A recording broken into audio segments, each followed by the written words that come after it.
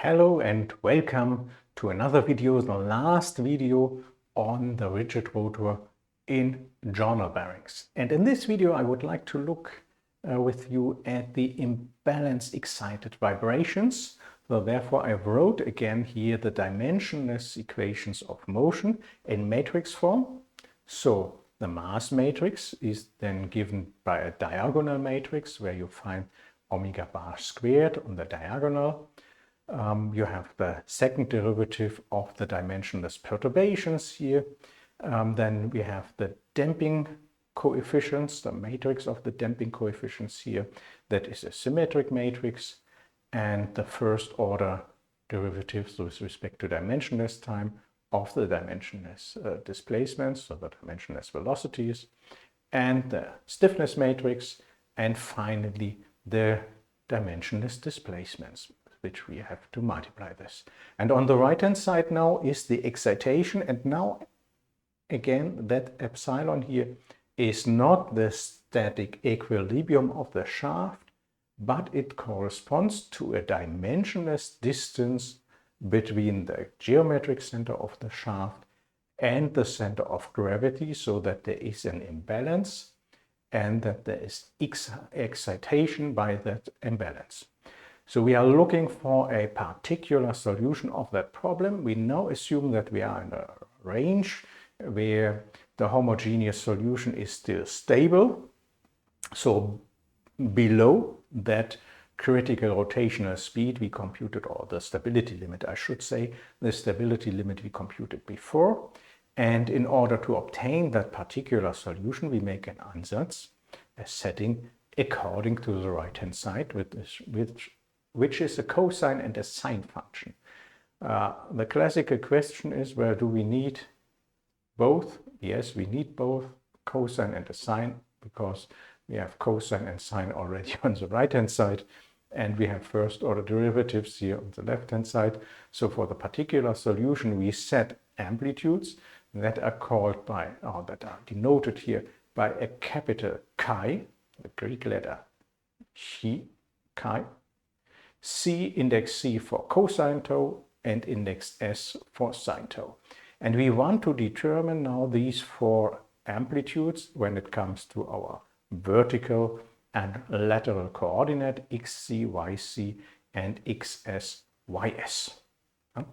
And in order to do this, well, we plug in our ansatz into that equation of motion. We get an algebraic system for these four amplitudes, and we would solve that algebraic system. Of course, we cannot solve, well, analytically it makes no sense, because it involves the stiffness and damping coefficients, for which only very lengthy expressions are available. But I would like to show you something about the solution representation here, rather than solving that algebraic problem. So this would be the algebraic system after insertion of the solution here. Again, the argument is just a tau, so there is no inner derivative, but due to the fact that we took twice the outer derivative, so the derivative of this cosine and sine expressions, we get a negative sign here. Here we get the classical cosine and sine ansatz, and here we have to take the first derivative. You see that the cosine now is switched to a minus sign, and the sine is switched to a cosine function. So from that we compare all the coefficients of the cosine terms and all the coefficients of the sine terms to arrive at four equations, four algebraic equations. So for the cosine term, this is minus m chi c, plus c chi s here, the cosine term, and plus k chi c, and this must be equal to vector a.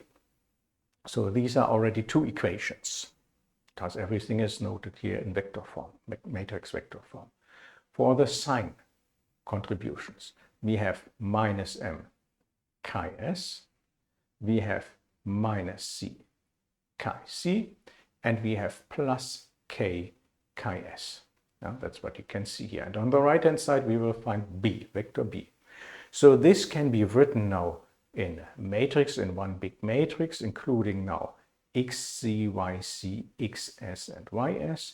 You will find the right-hand side here.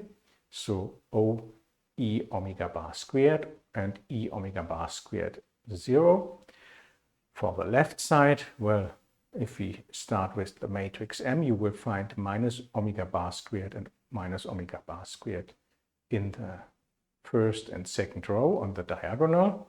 For chi-c, you will find the stiffness matrix also there because it only treats xc and yc. It's multiplied with xc and yc, so the stiffness matrix is noted there.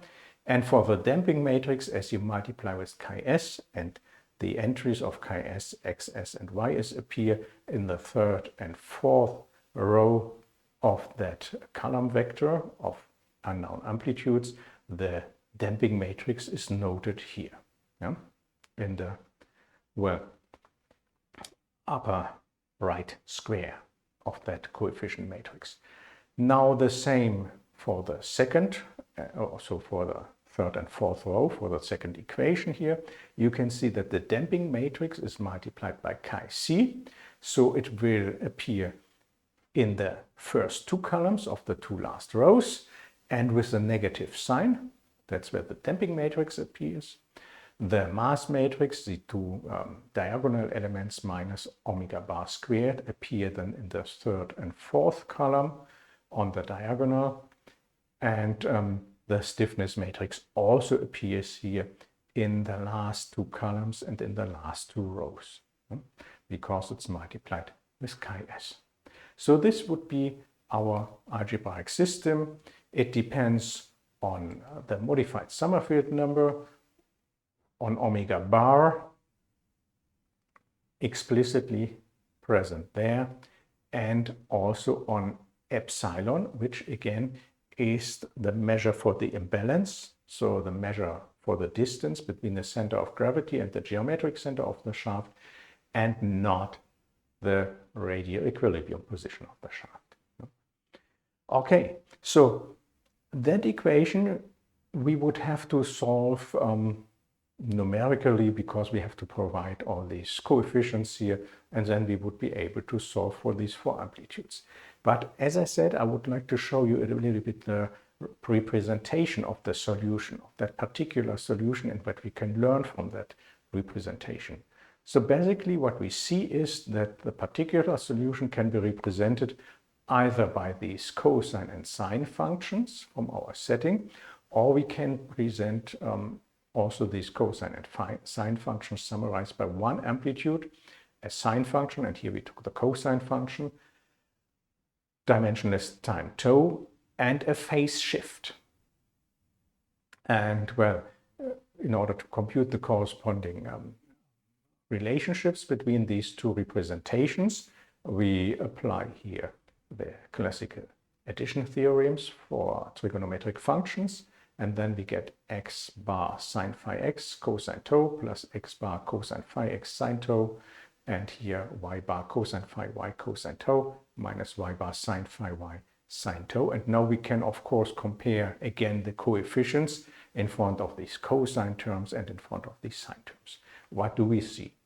Well, we see that x bar corresponds to xs squared plus xc squared, because xc will be x bar sine phi, xs will be x bar cosine phi x, and if you then square these contributions and add them, and you apply the trigonometric Pythagoras for sine phi x and cosine phi x squared and add it, you arrive at x bar.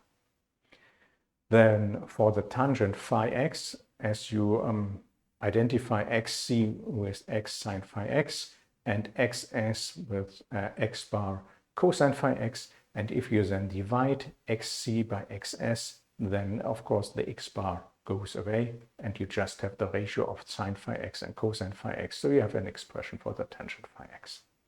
So from this you can infer, once you solve the algebraic system, you can infer a joint amplitude, I would say, and a phase shift. Same for the second equation in lateral direction.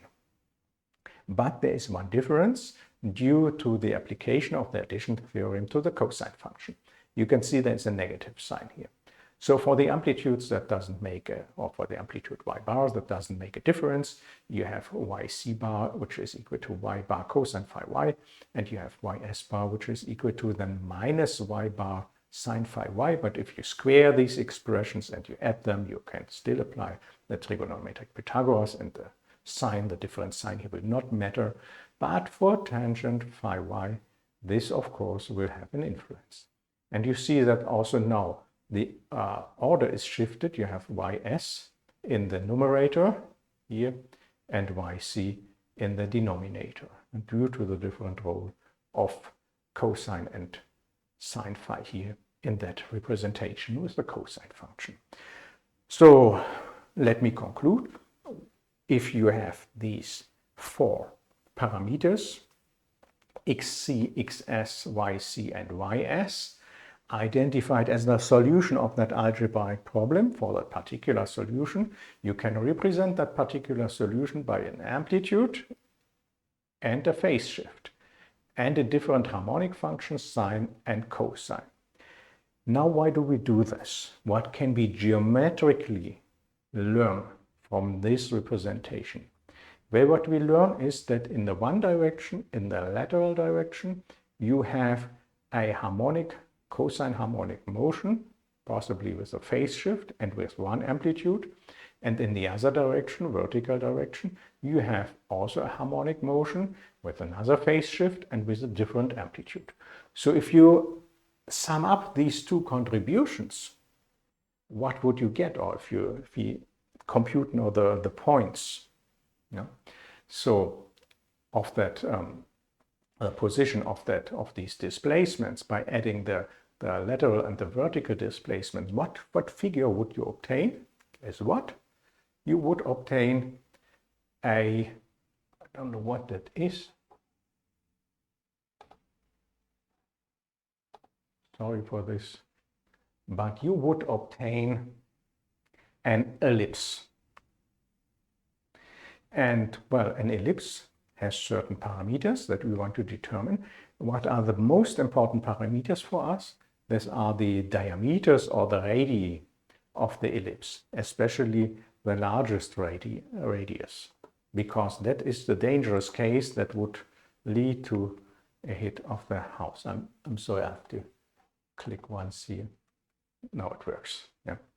So we have the two radii, G and K, the G for great or large, or großer, and K for klein in German, or little, a smaller one. The largest one is of importance for us because that will lead to the largest amplitudes, to the largest displacements of the shaft, and possibly to the case that the shaft will hit the bearing house. Then, of course, the angle of that ellipse is of interest, and finally also the motion direction is of interest. So how do we get these results? Well, it would be helpful then to look again at the complex notation and at a complex representation, because we are dealing with the plan in which we consider the cross-section of that shaft, and now we introduce for that lateral and vertical direction, we introduce a complex notation, so a real and imaginary axis as shown here. Why? Because it's much easier to deal here with exponential functions than with these harmonic functions. Again, always the same reason for that, the efficiency of the complex calculus. Okay, so what can be said if we want to transfer that result to real and imaginary parts? How could this be done? Well, we can replace the cosine function and the sine function by, of course, applying, well, I would say the inverse or the transformed Euler formula. So the cosine tau is half exponential I tau plus exponential minus I tau.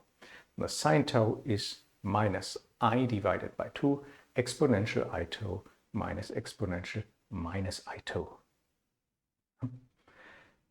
If we insert this result here and then separate into contribution to the exponential I tau and to the exponential minus I tau, we are already close to the answer of the first question. I would say it was rather the last question, but of one question, namely of the direction of that motion.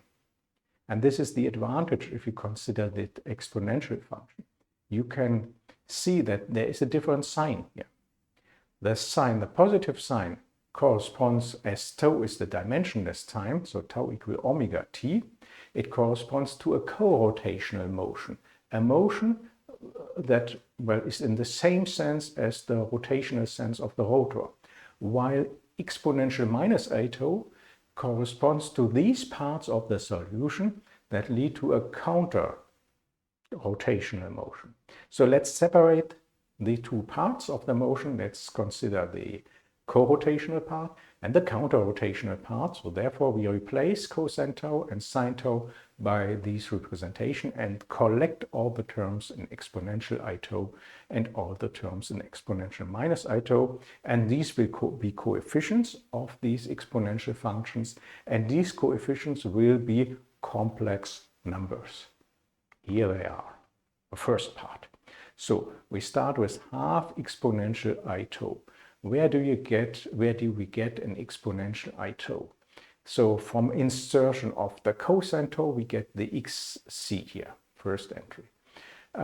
We have an xs, and from the xs we will get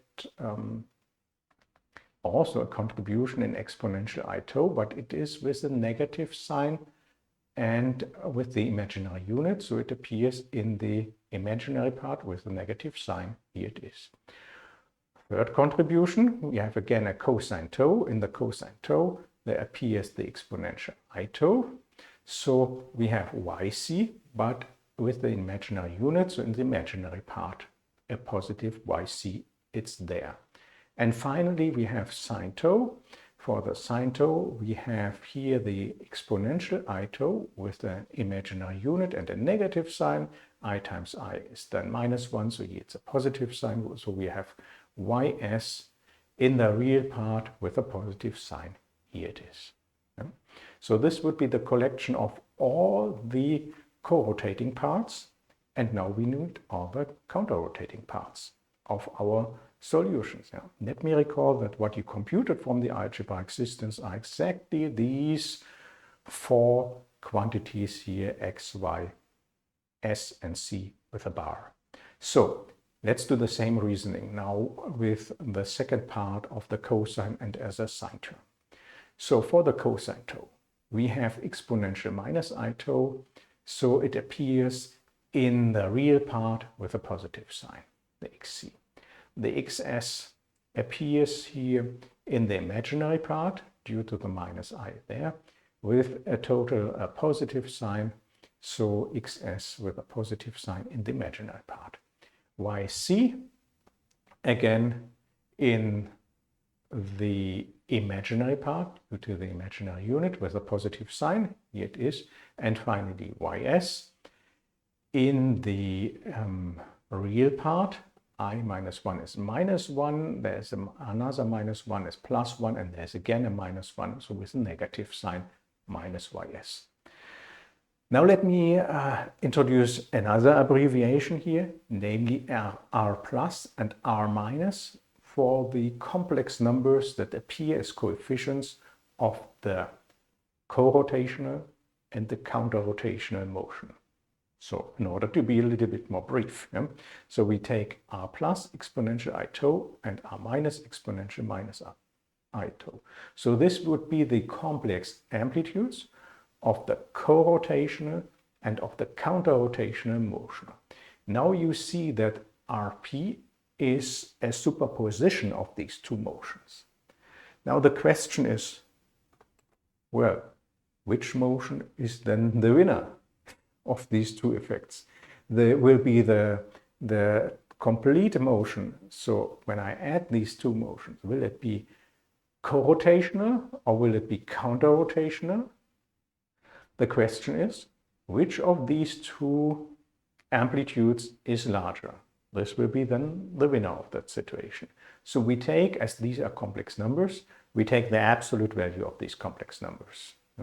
And this tells you the motion direction for that ellipse. So the last question is answered already here. If the absolute value of R plus is larger than the absolute value of R minus, you have a co-rotational motion. If the absolute value of R plus is less than R minus, you have a counter-rotational motion.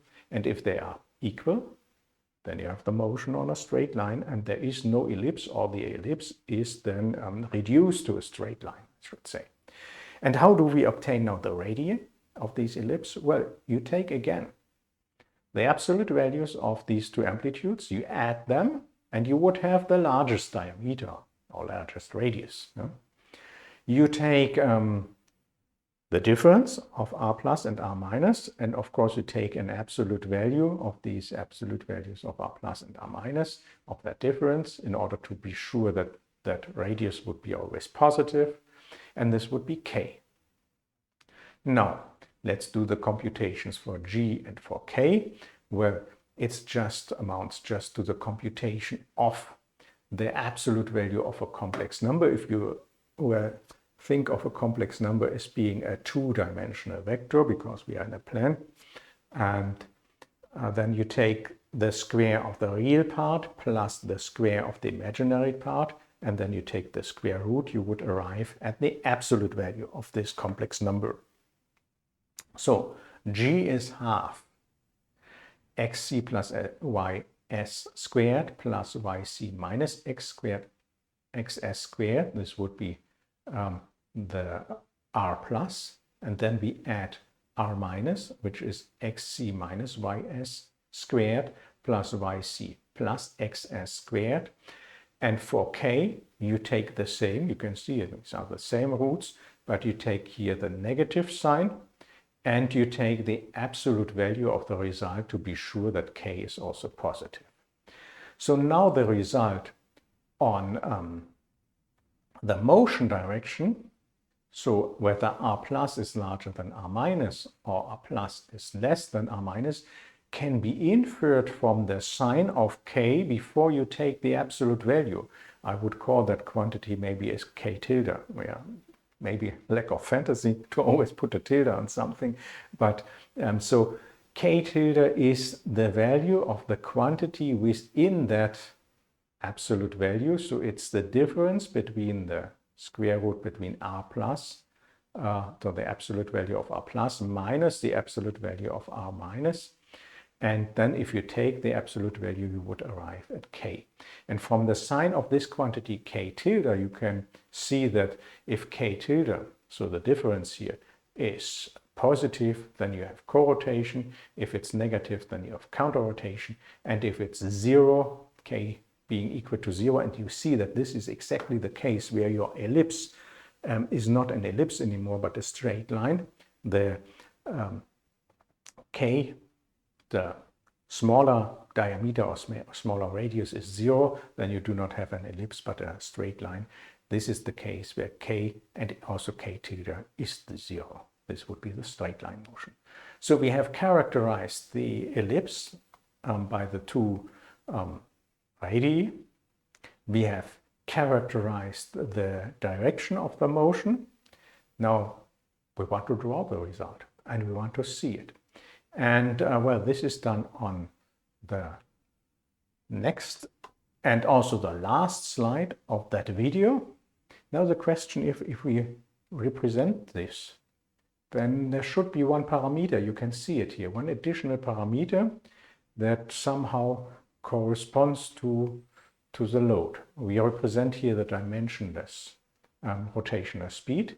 We represent here G divided by epsilon, which is then the greater radius of the ellipse divided by epsilon, which is now again not the radial displacement for the equilibrium position, but it is the imbalance in the sense of the distance between the center of gravity and the geometric center of the shaft, and therefore the ratio of G on epsilon can be larger than 1. No? Of course, if it's very large, and you can see that in one figure here, it's very large, then you are at resonance. And you see you are with that dimensionless frequency at resonance here, close to 1, and you see a clear resonance peak. Now the question is, what is that parameter sigma that I would like to introduce here in order to distinguish several curves? It's the reciprocal load parameter. Well, what is a reciprocal load parameter? Let's look at it. It is the ratio of Sm divided by omega bar, because if you change omega bar, you inevitably change also the modified Sommerfeld number. That is, you change by this already all the coefficients in these matrices. But we keep this ratio Sm divided by omega bar fixed. Well, I recall the definition of the modified Sommerfeld number. I recall the definition of omega bar here. And if you look at these two expressions, then what sigma tells you, if you keep that ratio constant, so if you modify then omega bar, by modifying the rotational speed, for example, you would modify omega bar, you would at the same time have to modify the modified Sommerfeld number in order to keep that ratio constant. That's the reason to do this. But you can see that this quantity sigma is proportional, as we have in the modified Sommerfeld number the f, and in the denominator, and in omega bar we have a square root of f in the denominator. We have a dependence of sigma on 1 divided by square root of f. So if we fix sigma, then we could say we fix the dead load of the rotor. So f being low, sigma being low, so this case means f is rather high, means we have a heavy rotor in that sense, if it's dead load. If sigma is equal to 1, then f is correspondingly low, and this would be a lightweight rotor. And you can see for this heavyweight rotor, there is a clear resonance peak, which is not present for this lightweight rotor. Yeah? Well, let me summarize some conclusions from that figure. First, you can see that for the small rotational velocities here, we have the classical result for an excitation by an imbalance, namely the amplitudes are small. We are in a quasi-static case, I would say. Yeah? So don't worry. Yeah? Then, in the medium rotational velocities, there could be a resonance for low values of sigma corresponding to high values of f corresponding to a high dead load.